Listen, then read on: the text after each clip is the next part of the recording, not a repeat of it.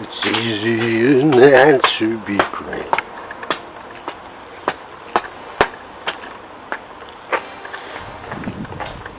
I'm working on my shop. It's dark in here.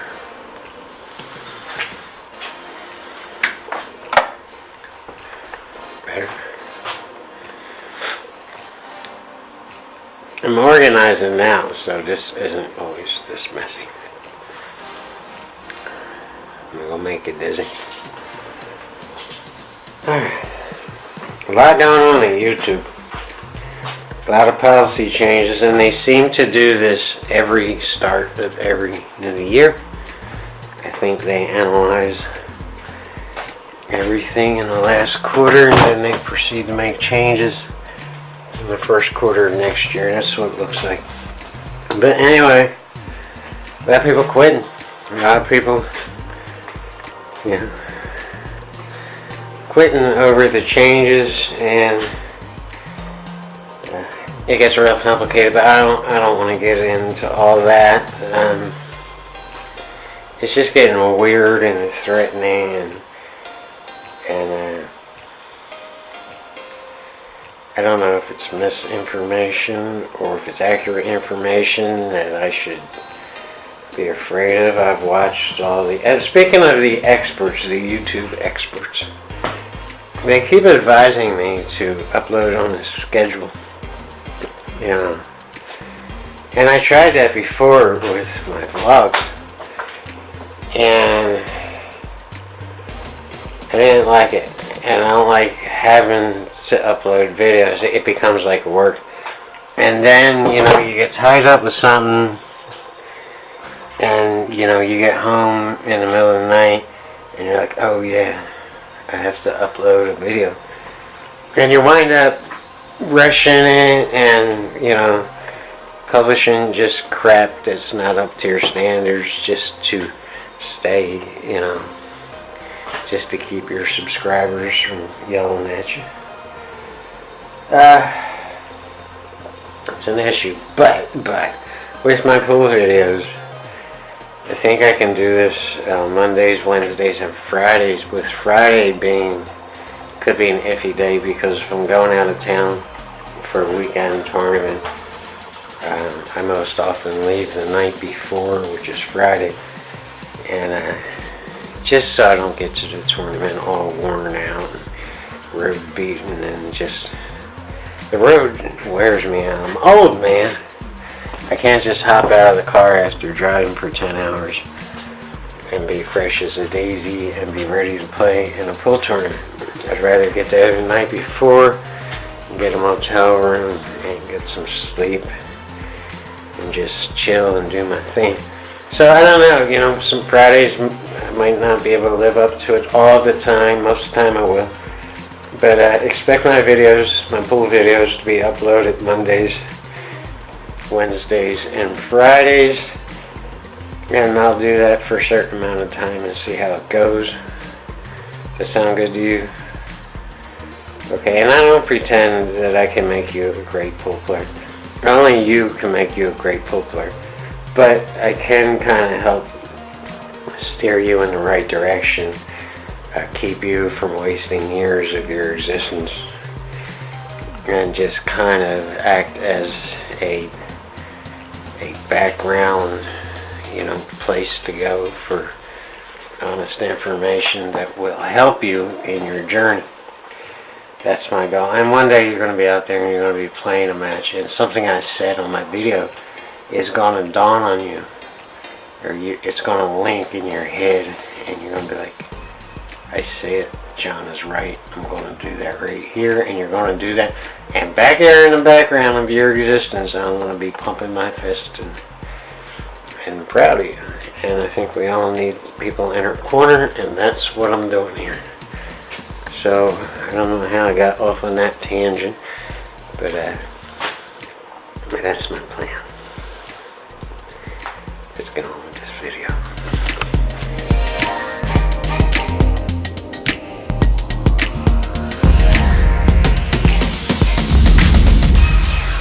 All that has absolutely nothing to do with this run out, but I just wanted to keep you guys updated on the evolution of this channel. We're just going to up everything a notch or two for the coming year.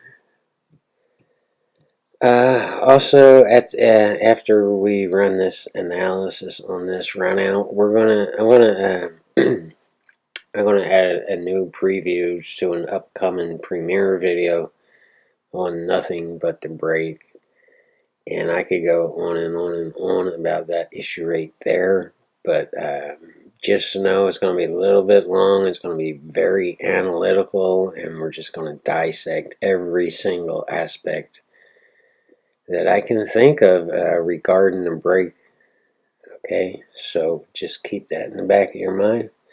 Let's get on with this rack. You'll notice the 3-ball is missing.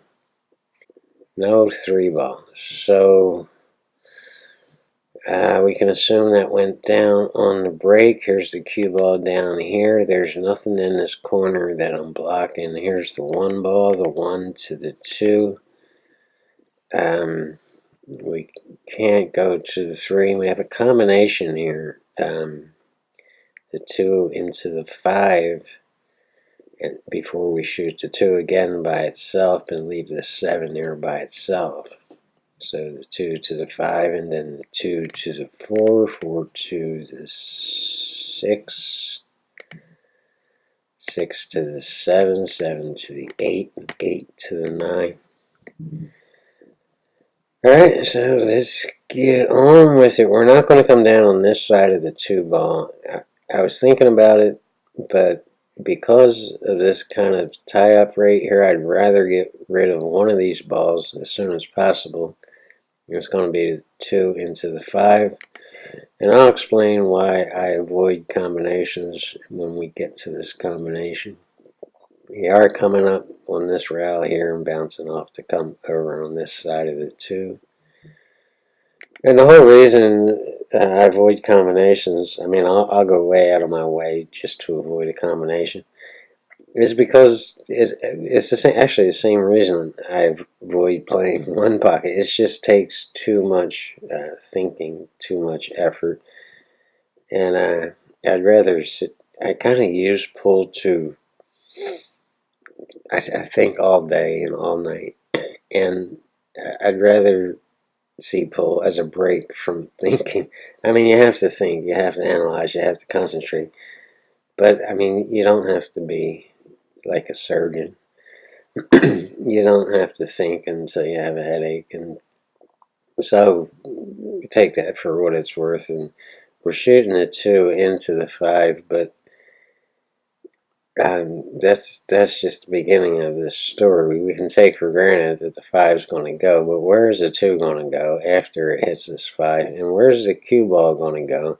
And how can we control the cue ball to have a shot on the 2 to allow us to get on the 4? So all that has to be considered before you shoot this semi-easy shot. And what might appear easy is not easy. And it's really not about making the combination. It's about getting on the 2, on the right spot on the 2 to get back on the 4. So before we shoot this, you should analyze it. The 2 ball should come up here if it doesn't hit the 8 too full. Either way, it's going to bounce off this bottom round. So we have to get the cue ball above that and on this side to have a shot on the 2. So you wouldn't want to leave the cue ball down here. You're not going to have a shot on the 2, so you have to make sure you're going to have a shot. Now I'm just pulling back here off this rail for a straight in shot on the 4 down in this corner down here. And with that, the plan is to roll up a little bit to have a shot on the 6 for this corner. It does go by this 7 ball. So we're not playing another combination here.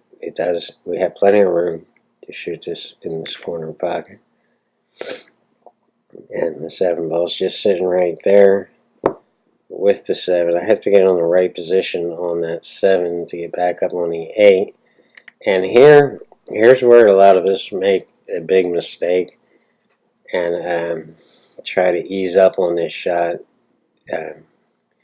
when it's long, this cue ball, we're going 2 rails off this bottom rail, this side rail, and coming back up. But it only appears that you have to, hit it to come up around the side pocket. And you don't. You have to go a lot longer to get straight in. And it's okay. If we got the cue ball to where it is now when we shot this 7, we can just go down to this bottom rail, come and bounce back up for this 9 ball. So don't worry too much about going long. Worry more about coming up short, which is exactly what I do. I spun it right, I just didn't hit it hard enough. This bottom rail is acting kind of funny. So now I have to cut this cue ball loose, and if I didn't put any English on this, it would bounce off this rail, and the natural angle is going straight into that side pocket for a scratch. So to keep that from happening, now I could put right hand English on it and come down below, but that doesn't appeal to me. I'm just going to take the long shot. But I get on the wrong side of the table, so I put left hand English on it to keep it from scratching, and I just way overshot it. Just get a horrible shot, a very difficult shot on the 9 ball, and I'm on the wrong side of the table.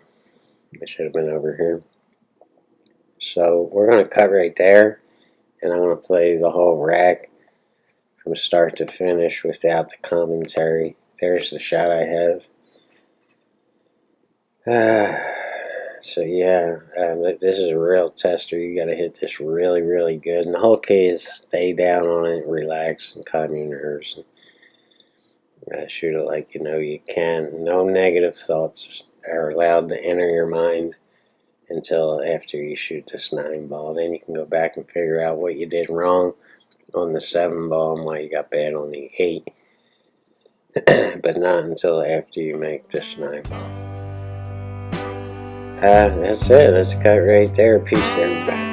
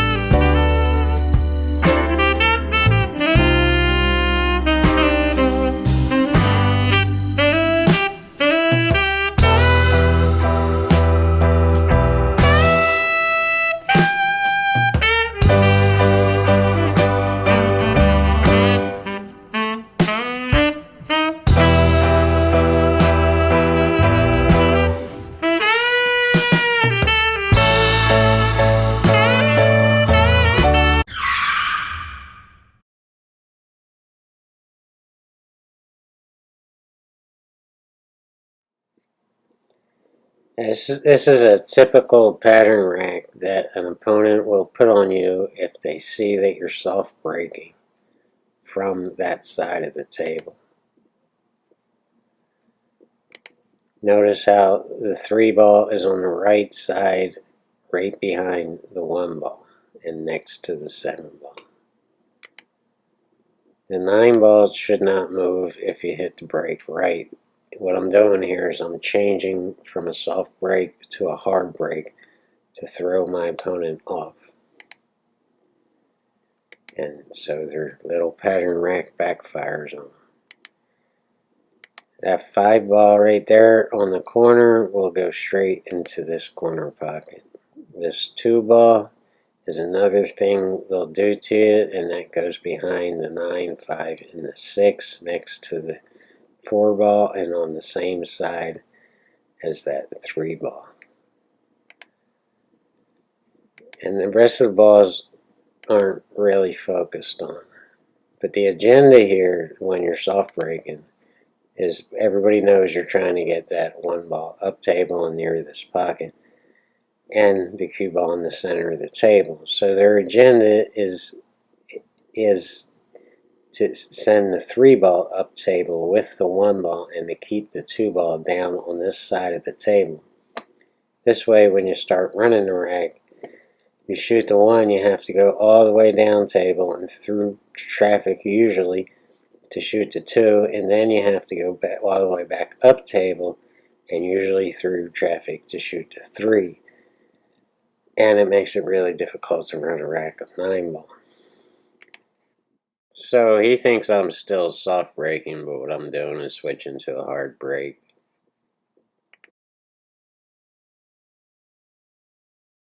So again, keep your eye on the 1, keep your eye on the 3, keep your eye on the 5, and keep your eye on the 2.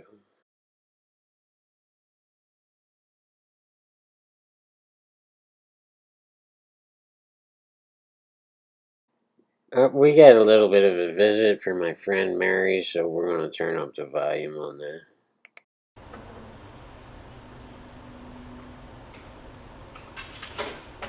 How you doing? Good, how you doing? Good. How come you don't play pool anymore? I'm gonna come in right now. You gonna play some? Mm-hmm. Alright. Be right back.